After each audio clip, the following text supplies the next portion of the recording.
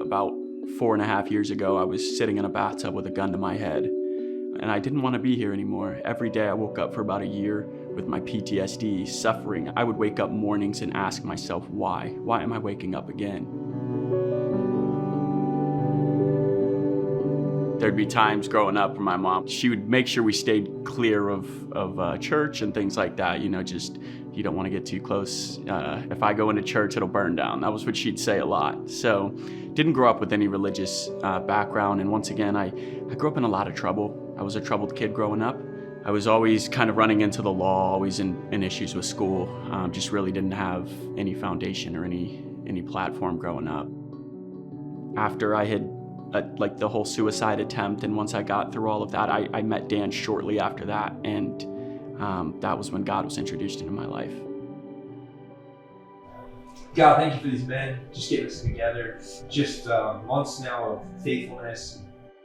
Yeah, so I first met Zack, just like so many things with God start out, you think it's something small and it turns into something life-changing for everybody involved. So I remember sitting down the first time with Dan. He had a few minutes into the conversation, and I had just started cleaning Airbnbs for Dan. And so when he invited me to breakfast, my first thought was like, all right, this is a business meeting. Like, I'm gonna go in there. I remember sitting in my vehicle that morning before meeting Dan and being like, all right, let's make sure I have my business notes ready. Like, any questions that come up, I'll be good to go. And we're talking maybe 5 minutes into our conversation, and Dan asked me where I stood religiously, and nobody had ever asked me that.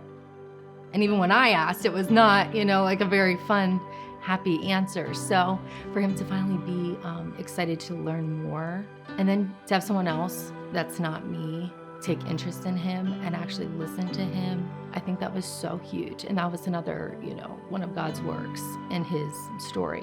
So after about my first few months sitting down with Dan, he actually told me to listen to the Men of Iron podcast, and he shared that with me.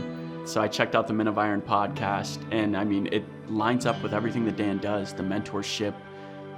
Even before knowing what Men of Iron was, I had asked Dan to be my mentor in faith and family, and just how to be a man in religion as well.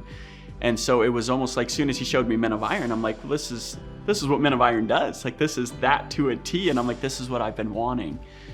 The biggest change that I've seen in him is he's become more and more bold and comfortable in his faith. God's changed him, which is clear, and he can't help but let that flow out. He tells you about what God has done in his life and why that's a free gift available, to everybody. He tells that to his neighbors, his family. He just stays after sharing the gospel because that's what's changed his life. So it's so real and sincere. And I also know too, Zack, when he does have a rough moment or anything like that, Dan has always been there to receive that call, walk him through those steps. I call him Dan the man because he is literally that.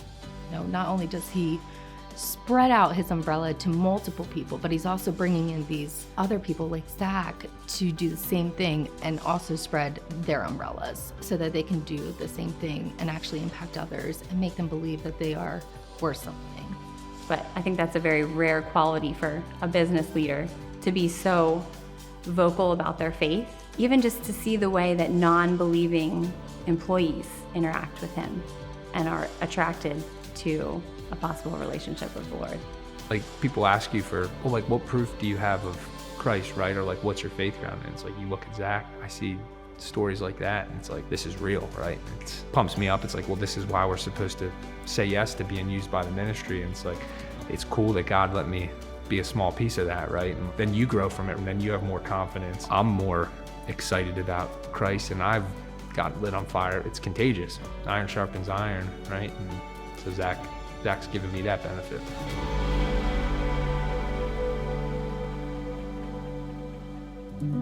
I've been in scripture. I love it. I mentor people now, and it's just amazing.